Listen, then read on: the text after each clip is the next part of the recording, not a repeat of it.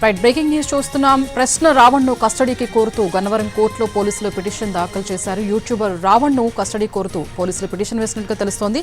7 రోజుల కస్టడీకి అనుమతి ఇవ్వాలంటూ కూడా పోలీసులు గన్నవరం కోర్టులో పిటిషన్ దాఖలు చేశారు. ప్రస్తుతం అయితే ప్రశ్న రావణ్ నెల్లూరు జైల్లో రిమాండ్ ఖైదీగా ఉన్నాడు.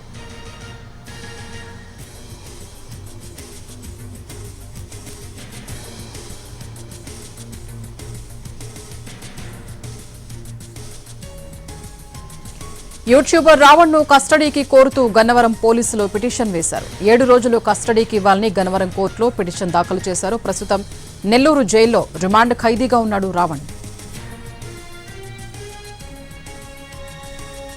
ఇదే అంశానికి సంబంధించి మరింత సమాచారం మా ప్రతినిధి శ్రీకాంత్ అందిస్తారు. శ్రీకాంత్, యూట్యూబర్ రావణ్ ని కస్టడీకి ఇవ్వాలంటూ ఇవాళ గన్నవరం కోర్టులో పోలీసులు పిటిషన్ దాఖలు చేశారు.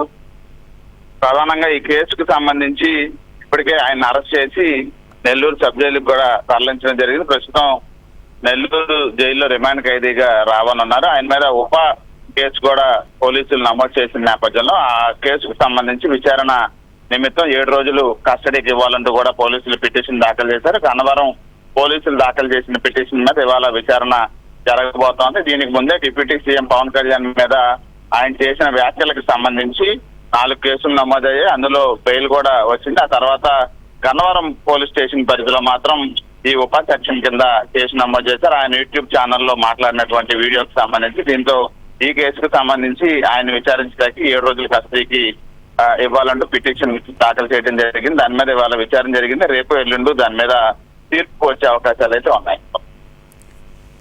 Right, thank you Srikanth.